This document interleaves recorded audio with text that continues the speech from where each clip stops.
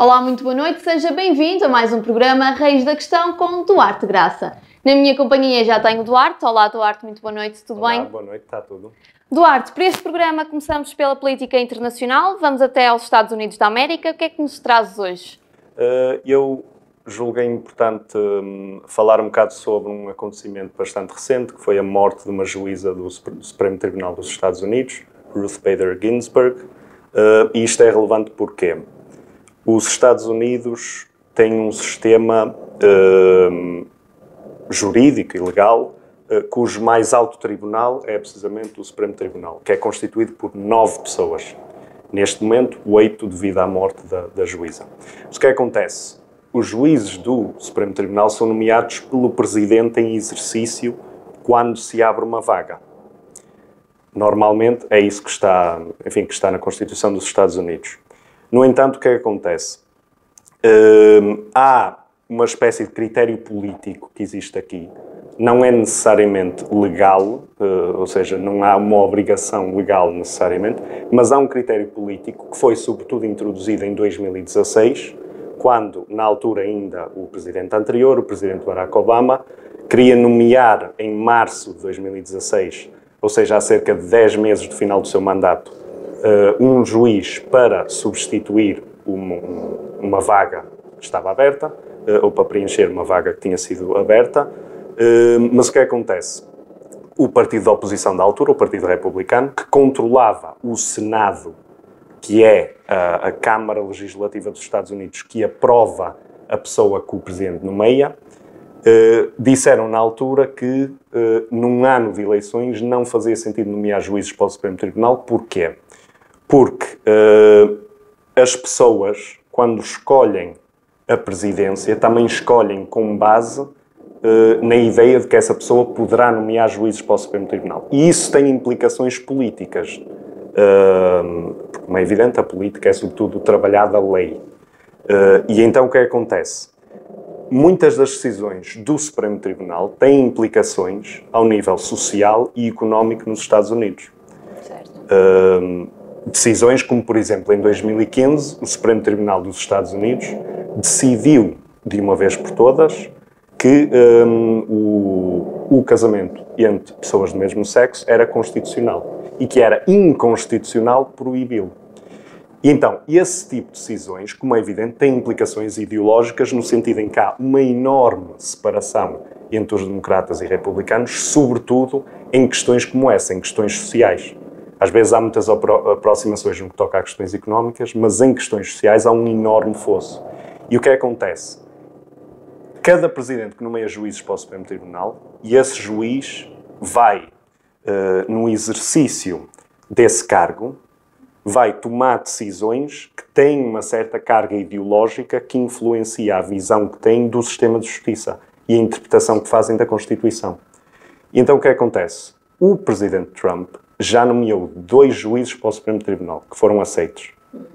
Se nomear um terceiro, 3 dos 9 juízes no Supremo Tribunal terão sido nomeados pelo presidente Trump, o que é uma coisa extremamente rara do ponto de vista e altamente improvável no que toca ao exercício de um mandato de 4 anos. Porquê? Porque há aqui um dado relevante, que é os juízes, quando são nomeados de forma vitalícia. Ou seja, a não ser que renunciem a certo ponto ao longo da sua vida, até à sua morte, ficam a exercer aquele cargo. E por isso é que isto é relevante, porque os juízes que o Trump está a nomear neste momento vão ficar, provavelmente, décadas lá. Várias décadas, 20, 30, 40 anos a tomar as decisões mais altas, com maior impacto judicial ao nível de todos os Estados Unidos. E então a questão aqui é, os republicanos em 2016 disseram que não faria sentido, num ano de eleições, o presidente em exercício nomear um juiz para o Supremo Tribunal, porque o povo é que deve poder decidir, através de quem vota para o próximo presidente, no fundo de forma indireta, quem acaba por ficar no Supremo Tribunal. O que acontece? A morte da juíza, a morte recente, acontece a cerca de 4 meses do fim do mandato do presidente Trump, ou seja, muito menos do que quando Obama queria nomear alguém em 2016 e os republicanos disseram para lá, que estamos em ano de eleições, o próximo presidente é que deve poder decidir. Pronto, então temos aqui um exercício de tremenda hipocrisia, porque os republicanos e o presidente Trump estão a tentar apressar ao máximo o processo para, antes do mandato dele terminar, conseguirem colocar um juiz no Supremo Tribunal, coisa que terá enormes implicações nos Estados Unidos, que pode, por exemplo, fazer com que determinadas conquistas de direitos sociais e civis possam ser completamente atacadas. E então a questão aqui é, nós vemos este exercício de hipocrisia, mas não é uma mera hipocrisia que não tem grande impacto. Isto é uma questão que tem impacto do ponto de vista democrático. Como, por exemplo, sobretudo o Partido Republicano, se tem servido de inúmeras estratégias para, no fundo, se perpetuarem no poder ao reduzir determinadas garantias do ponto de vista democrático. Um exemplo é a questão do colégio eleitoral. O que acontece lá? É um Estado federal, estamos a falar de 50 Estados, não é? No entanto, o Presidente é Presidente para toda a gente que vive nesses 50 Estados. E as pessoas também vivem nas regiões administrativas que ainda não são consideradas Estados. Portanto, é Presidente para toda a gente. Só que o que acontece? Como vimos, por exemplo, já nas eleições de 2000, entre George Bush e Al Gore, e como vimos em 2016 entre Trump e Clinton, o que acontece lá é que é perfeitamente possível, e essa vantagem vai sobretudo para os republicanos, que alguém tenha menos votos a nível nacional, mas ganhe as eleições na mesma. O que, para qualquer pessoa que tenha um mínimo de sentido democrático, é algo extremamente perturbante. É algo que seguramente parece inaceitável que não seja o voto maioritário a ganhar um determinado cargo, digamos. Portanto, uma coisa absurda. Mas este tipo de coisas minam aquilo que é a democracia e minam aquilo que são as liberdades dos cidadãos. E eu falo disto porque ainda a semana passada estamos a falar de ataques aos direitos humanos, no fundo. Não é? A questão da China, Venezuela, Arábia Saudita.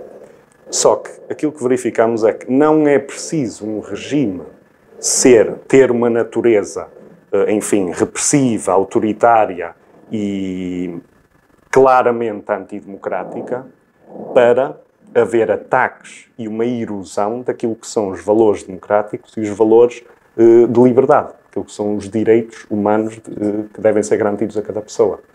E isso verifica-se, por exemplo, no caso dos Estados Unidos. Temos também a situação de, na fronteira, onde muitas vezes algumas pessoas que passam dificuldades em países da América Latina tentam passar para os Estados Unidos para tentar ter uma vida melhor e, sobretudo, garantir uma vida melhor aos seus filhos. O que acontece? Muitas vezes essas pessoas são retidas na fronteira em condições completamente deploráveis, muitas vezes negada comida e, enfim, alimentação, água durante horas a fio. Os bens mais básicos. Exatamente. São-lhes retirados os filhos, muitas vezes, completamente isolados. Portanto, em países, não é preciso um país ser totalmente antidemocrático para haver estes problemas que, como é evidente, nos cabe denunciar e fazer o que nos for possível, o que estiver ao nosso alcance, para tentar mudar. E isso acontece não só nos Estados Unidos, mas também em muitos países europeus. Aquilo que se verifica, por exemplo... Já fazemos a ponte para o segundo tema, sim. Aquilo que se verifica no caso da Polónia e na Hungria, que se está a ver, são ataques ao sistema judicial, por exemplo, uma alta politização do sistema judicial, sobretudo na Polónia, em que basicamente o partido no poder, um partido de direita conservadora, praticamente a tocar na extrema-direita, está a tentar essencialmente controlar o Supremo Tribunal, também o Tribunal Constitucional deles,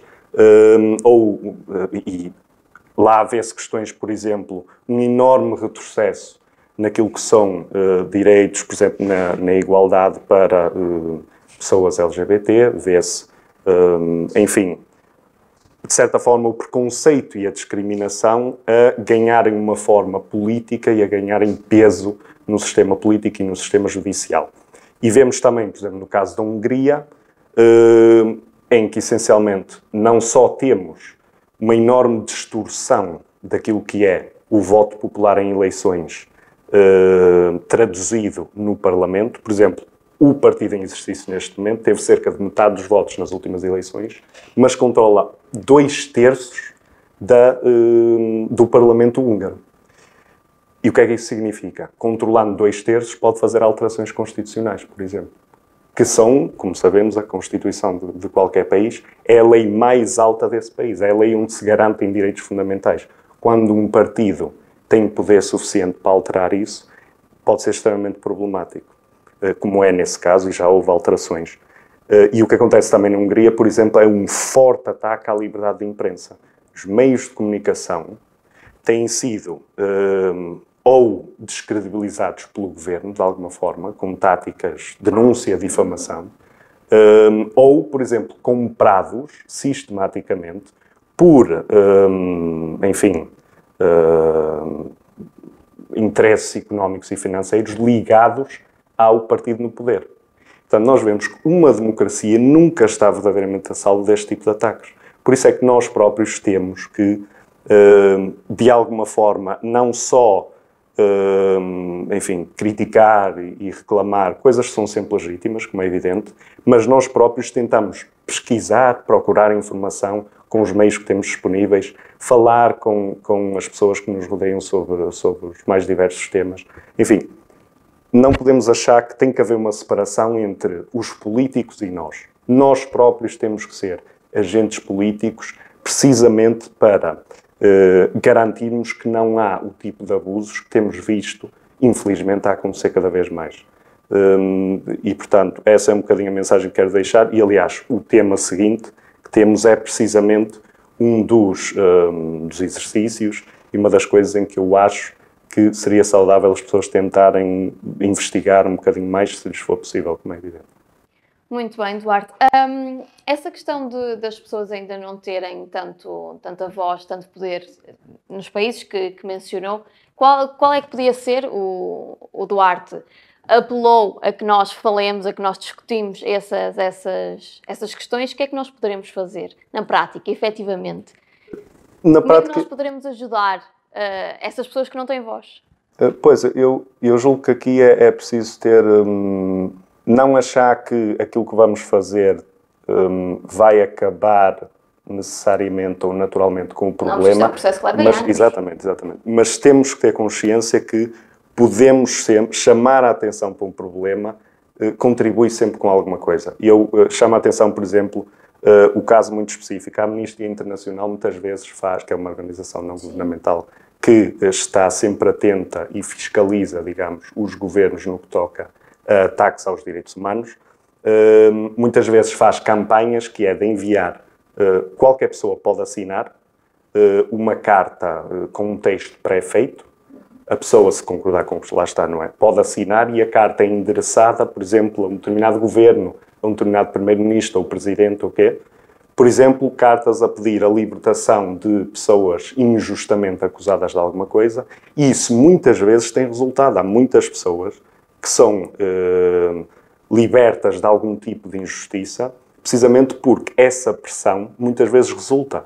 Portanto, basta as pessoas estarem atentas e de alguma forma tentarem participar, pelo menos na denúncia e na sensibilização, para muitas vezes isso já ter resultados práticos. E isso pode ser feito, por exemplo, as pessoas envolverem-se em associações que, de alguma forma, se debruçam sobre os mais diversos assuntos, sobre estes temas ou outros. Há muitas associações e, se não houver uma sobre um tema qualquer que as pessoas estejam à procura, é tentar organizar, falar com pessoas à volta, se houver mais pessoas interessadas, tentar criar um espaço de discussão e de sensibilização para algum problema em específico. E a par disso é, sobretudo, participar no processo político. Nós, enquanto cidadãos, não temos só o direito, que eu acho que devemos considerar também uma obrigação cívica, para com nós próprios e para com os outros. Não temos só o direito de votar nas eleições de 4 em 4 anos para a Assembleia, 5 em 5 anos para a Presidência. Nós temos o direito de participar no processo político, de nos juntarmos a uma força política cujos valores vão de encontro aos nossos e de participar dentro dela, chamar a atenção para os problemas que achamos mais relevantes. Se não for para se juntar a uma força política, juntar-se, lá está, como estava a referir, a uma associação que trabalha algum problema específico. Enfim, há muita coisa que podemos fazer. Isso é o exercício da democracia. Isso é o nosso exercício enquanto agentes políticos, que não significa estar neste cargo ou noutro, significa apenas exercermos a nossa cidadania no sentido de participarmos. Envolvermos. Exatamente, estamos envolvidos, isso é fundamental. E como eu estava a referir, lá está o tema seguinte que eu queria trazer para aqui, que é a questão do IRS, que é um imposto que seguramente a generalidade das pessoas conhecerá, ou pelo menos sabe que ou tem ou pode ter que o pagar. É um caso muito específico, mas que eu acho relevante falar precisamente porque mostra como, se tentarmos estar mais atentos, se tentarmos pesquisar a informação por nós próprios, muitas vezes vemos que, às vezes até as fontes que consideramos mais seguras cometem alguns erros e imprecisões, e eu vou precisamente referir a alguns deles. Algumas lacunas. Então diga lá, Duarte, quais os temas, quais os focos que quer apontar aqui? Muito bem. Porque é que eu trago em específico a questão do IRS? Como sabemos, é o imposto sobre o rendimento das pessoas singulares. Porque é que eu trago esta questão em específico? Porque tem havido uma espécie de debate em praça pública entre o Bloco de Esquerda e a Iniciativa Liberal sobre esta questão. Isto vem a propósito de, em 11 de setembro, no seu programa na SIC Notícias, Francisco Louçã ter falado sobretudo daquilo que é uma proposta, que ele referiu ser a proposta do Chega para o IRS, mas referiu também que era a proposta da Iniciativa Liberal. E então isso começou uma espécie de debate nas redes sociais, que desembocou também num outro debate na SIC Notícias, e entre o atual deputado único e presidente da Iniciativa Liberal, João Coutinho Figueiredo, e um eurodeputado do Bloco de Esquerda, o José Guzmão. E então o que acontece aqui? Francisco Louçã essencialmente baseou-se para e ele mostrou vários exemplos de como a proposta do Chega para o IRS teria impacto em determinados níveis de rendimentos. E antes de falar disso em específico, é importante perceber uma coisa. O IRS é um imposto que se aplica a 6 categorias diferentes de rendimentos. Não é só ao trabalho independente, que é a categoria A, mas também a atividades económicas e comerciais, que é a categoria B, e isto inclui, sobretudo, o trabalho independente, portanto, pessoas que passam, por exemplo, recibos verdes. Temos a categoria E, que é dos rendimentos de capitais, que é, sobretudo, operações financeiras como juros de depósitos, enfim, ganhos com participações em empresas, coisas dessas. Temos a categoria F, que é para rendimentos perdiais, que é sobretudo aquilo que só detém das pessoas pagarem renda ao proprietário. Temos a categoria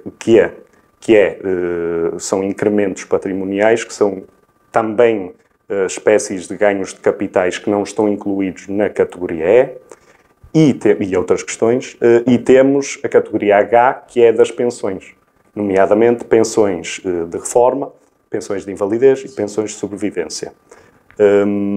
E, portanto, antes de sequer abordar a questão do IRS, é preciso, ou alguma proposta para o alterar, é preciso perceber a sua natureza na totalidade. Até porque, historicamente, o IRS surgiu nos anos 80 para substituir um conjunto de impostos separados que se aplicavam, por exemplo, a diferentes áreas de atividades económicas. Portanto, surgiu para, de alguma forma, harmonizar e simplificar o sistema fiscal. E então o que acontece com o IRS? As diferentes categorias de rendimento têm diferente, digamos, taxação. Há algumas categorias em que, essencialmente, os rendimentos são taxados a uma taxa fixa, que é, aliás, a proposta do Chega, por exemplo. Temos o caso de rendimentos capitais, nomeadamente, que são sobretudo taxados a uma taxa chamada taxa liberatória de 28%. Portanto, não é a taxação deste rendimento não é de natureza progressiva. E o que é que acontece? No caso, sobretudo, dos rendimentos de trabalho dependente, trabalho independente e pensões, realmente há uma taxação progressiva. aos chamados escalões do IRS, que é o que nos diz que do total de rendimento que a pessoa obteve num determinado ano, vai-se aplicar uma determinada taxa que está precisamente nessa tabela. Só que há aqui uma coisa adicional que é preciso ter em conta, é que a pessoa só sabe aquilo que ganhou em todas essas categorias de rendimento no final do ano, precisamente. Por isso é que há um acerto que é feito, que as pessoas conhecem, não é? Quando recebem, por exemplo, o reembolso do IRS, e esse é um acerto entre o quê? É um acerto entre aquilo que é o valor realmente calculado de pagamento de IRS com base naquilo que a pessoa ganhou em cada ano, e o acerto é feito em comparação com o valor que a pessoa foi pagando ao longo do ano. E então, o que é este pagamento ao longo do ano? É a chamada taxa de retenção na fonte. O que acontece? Esta taxa, que é uma tabela que é feita todos os anos pelo Ministério das Finanças e publicada, o que acontece com esta taxa é que, enfim, são definidas mais ou menos com base uma tentativa de não se desviar muito daquilo que a pessoa realmente teria que pagar de IRS, para não ser demasiado injusto, não é? E não reter demasiado rendimento às pessoas em cada mês. Mas o que é que acontece? Porque é que é relevante falar desta taxa? É que, por exemplo, o Polígrafo, num artigo que fez sobre a proposta do Chega, que andava a circular nas redes sociais uma imagem a criticar essa proposta, e o Polígrafo fez um artigo sobre isso. E nesse artigo, o que o Polígrafo fala, o exercício que fala e aborda, são valores com base na retenção na fonte do IRS. O que não é uma boa forma de analisar aquilo que as pessoas efetivamente pagam de IRS. Porquê? Porque muitas vezes aquilo que é retido na fonte ao longo do ano é mais do que aquilo que a pessoa efetivamente tem que pagar. E a pessoa obtém o reembolso no ano seguinte. Portanto, na verdade, não pagou aquilo que é retido na fonte, paga aquilo que é, enfim, retido na fonte sem o reembolso que lhe é feito no ano seguinte. Posteriormente. E então o que acontece? Porque é que isto é relevante? Porque, por exemplo, o caso de um dos exercícios que é feito, que o Polígrafo refere, é de uma pessoa que recebe, julgo que, 800 euros por mês.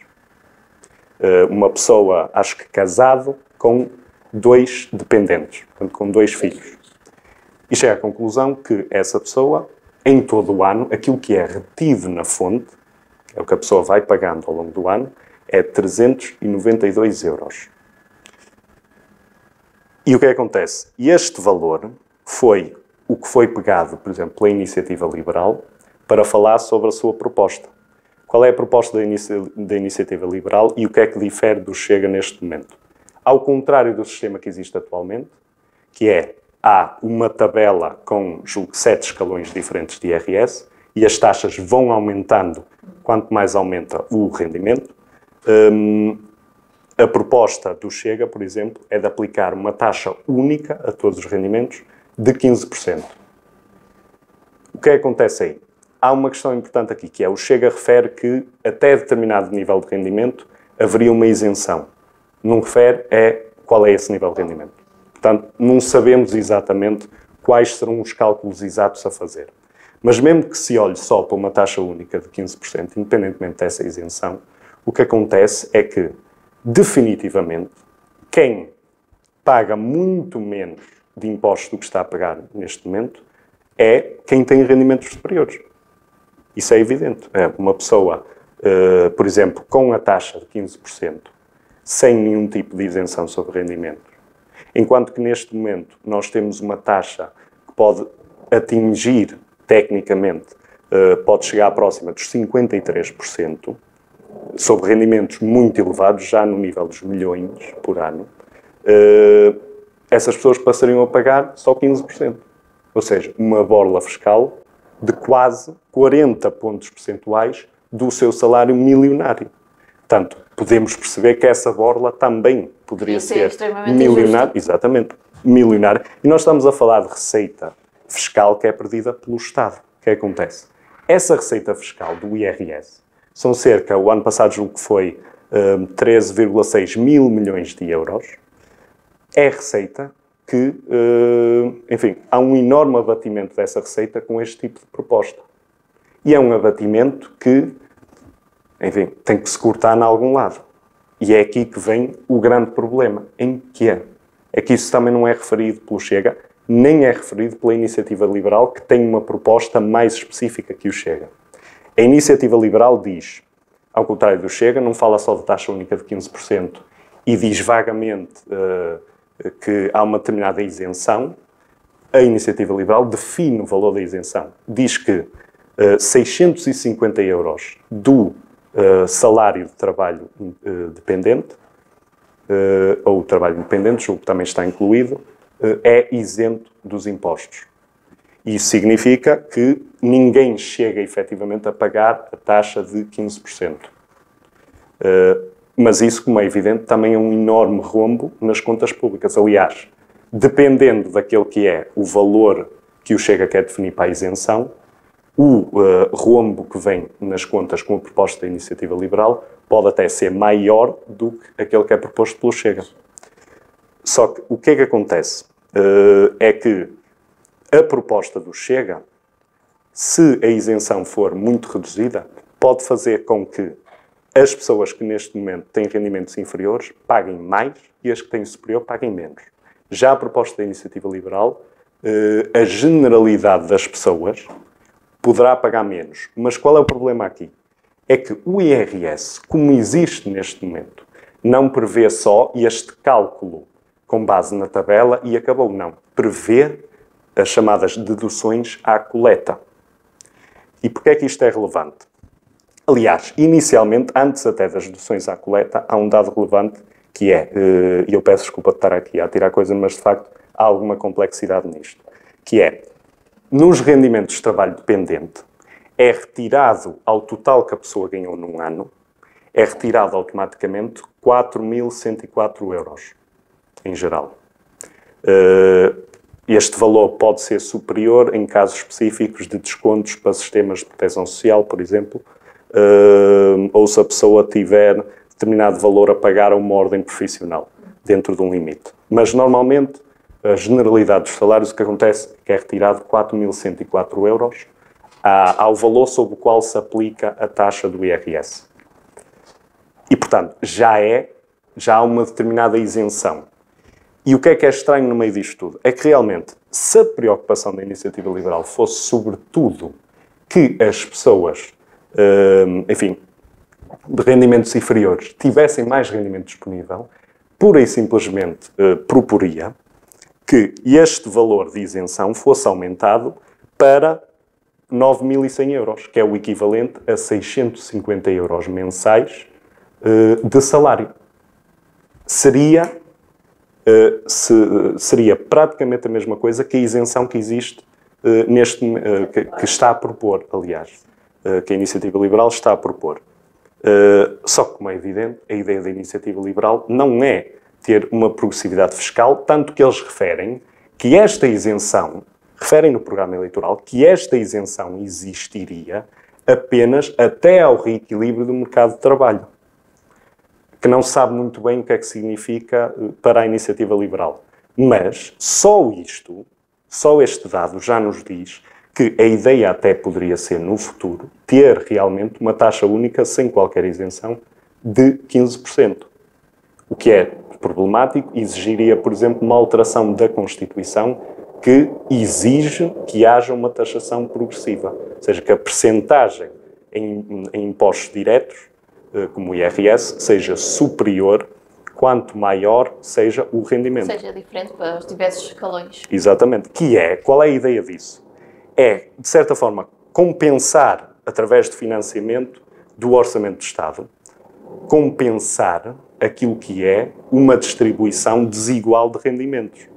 Por exemplo, uma coisa que uma vez o líder do Chega disse foi que 15% de 1.000 euros já é superior a 15% de 800 euros, portanto a contribuição em termos de absoluto, em termos de euros dessa pessoa, já é superior. O Porque há um problema com isso.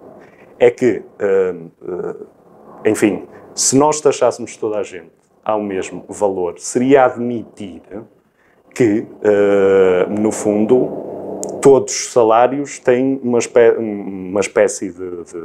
Enfim, são valores naturais e, de alguma forma, estaríamos a pedir a toda a gente para dar a mesma proporção de contribuição do seu salário, quando os níveis salariais são extraordinariamente diferentes. Há pessoas a ganhar 10, 20, 30, 40 vezes mais que outras pessoas. Portanto, não seria justo pedir a toda a gente para dar a mesma proporção do seu salário quando há uma distribuição tão grande de níveis salariais. Isso não é justiça fiscal. E, portanto, esse é o absurdo de uma taxa única. Mas dentro daquilo que são estas propostas, sobretudo a da iniciativa liberal, o que acontece é que realmente podiam apenas aumentar o limite da isenção e manter os diferentes escalões para haver essa progressividade significativa e, se calhar, até aumentá-la para compensar a perda de receita com os rendimentos inferiores. Só que, como é evidente, não é esse o objetivo da iniciativa liberal. O objetivo é também libertar poder de compra, libertar rendimento para rendimentos que já são enormes. Quer dizer, se eu ficar a pensar, alguém que tenha um rendimento de 2 milhões e que neste momento esteja a pagar o IRS provavelmente alguma coisa perto de 1 milhão, para que é que precisa de uma borla fiscal de 600, 700 mil euros? Para quê? Para que é que precisa de mais rendimento desse ao longo do ano?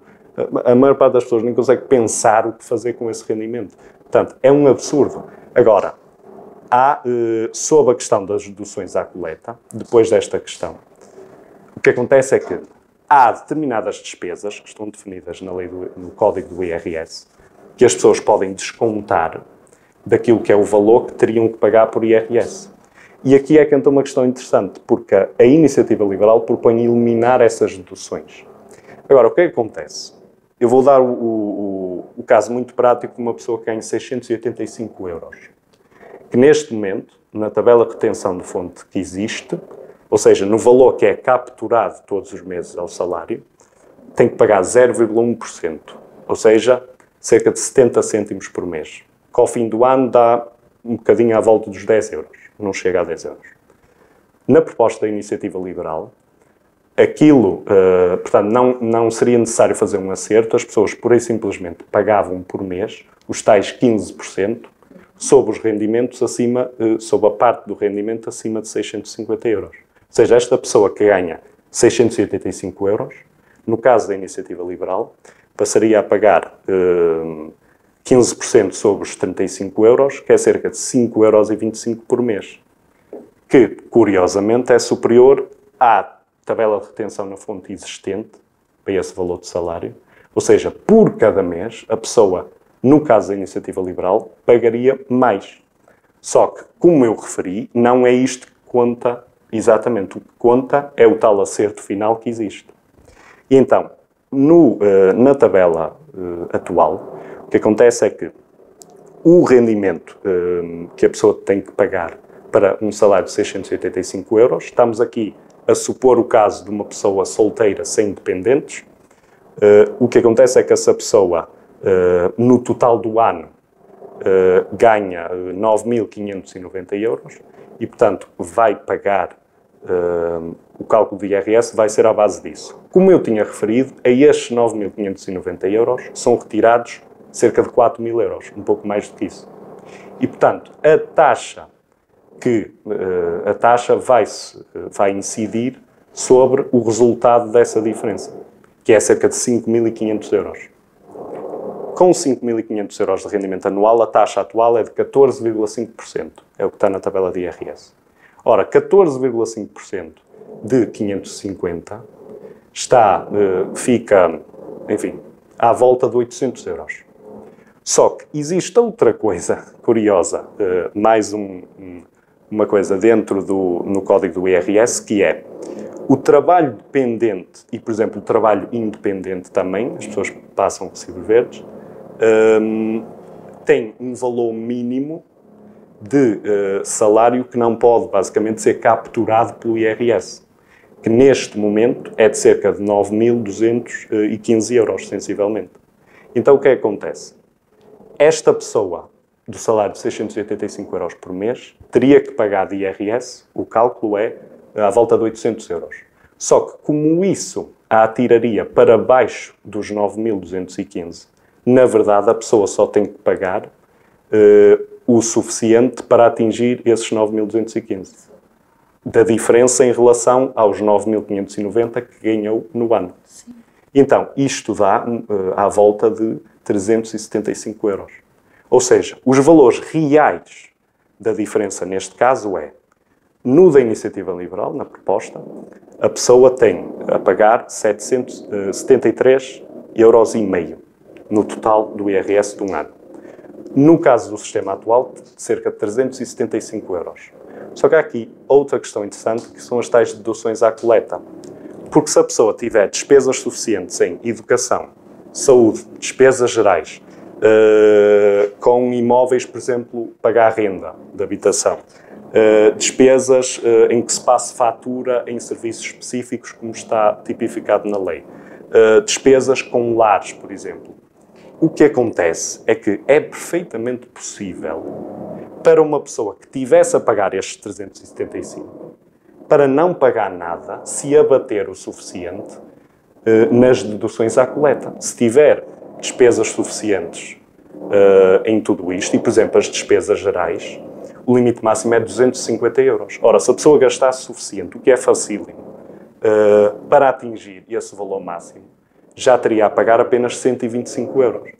E, indo a bater, o que acontece é que haverá muitos casos em que as pessoas que, neste momento, por causa das deduções à coleta que conseguem fazer, não têm que pagar IRS, poderiam passar a ter que pagar, em geral, no caso da Iniciativa Liberal, porque propõem acabar com essas deduções.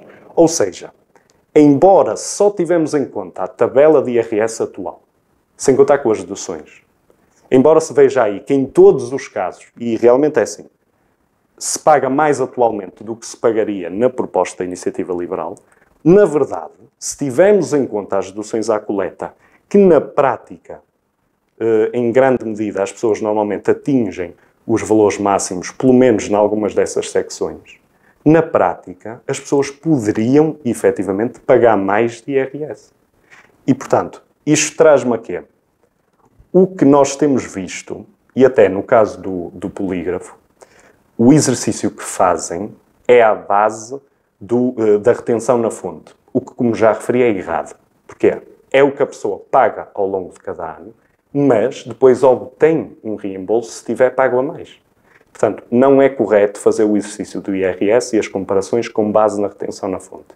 E depois há a questão das deduções à coleta, que não podem, com despesas gerais, despesas de educação e saúde, etc., que não podem ser, enfim, ignoradas. Porque, na prática, nós sabemos que as pessoas fazem esses gastos e se os registarem com o número de contribuinte, daí a questão, enfim, quando vamos a um café, quando quando vamos a uma clínica privada, quando vamos onde quer que seja, um estabelecimento comercial, nos perguntam que é a fatura com o número de contribuinte, é precisamente para contar para essas deduções à coleta que podem ajudar as pessoas a pagar muito menos ou, em alguns casos, a nem sequer ter que pagar IRS por causa ou até receber. Exatamente.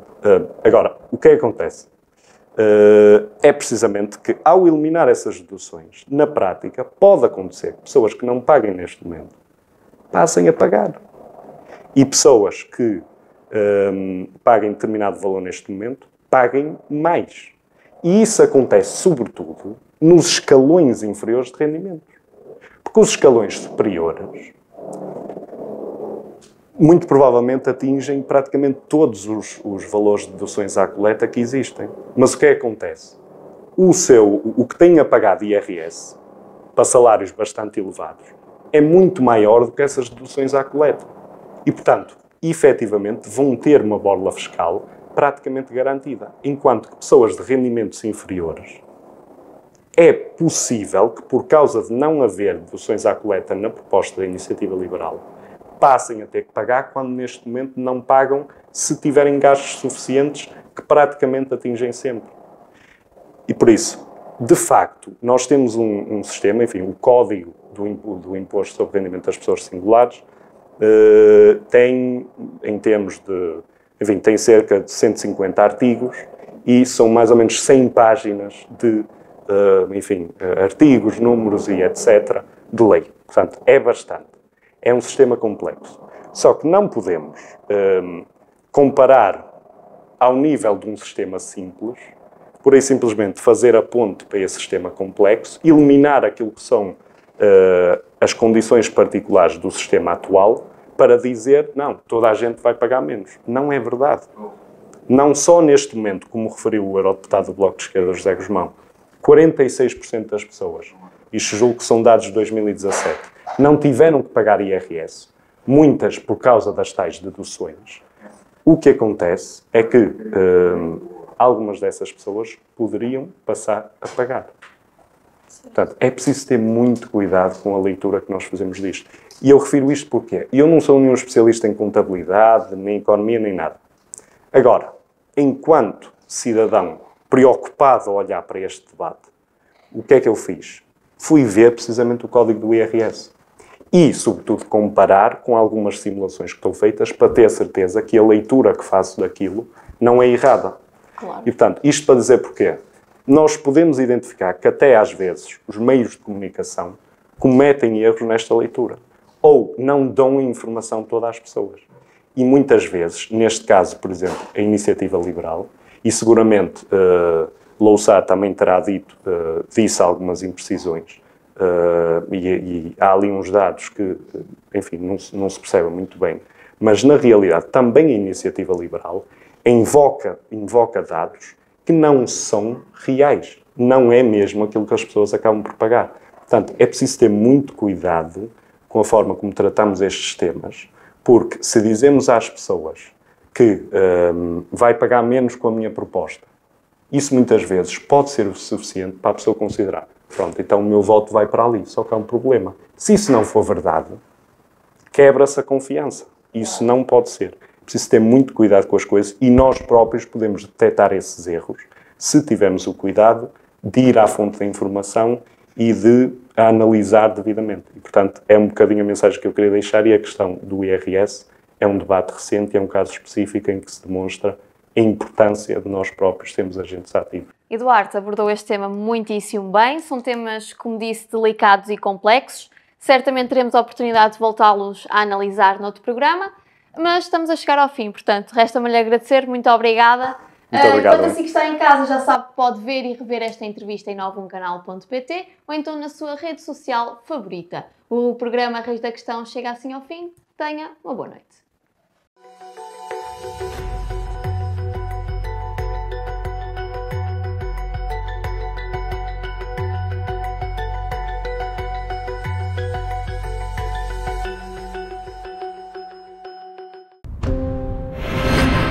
Novo Canal. Sempre novo, sempre seu.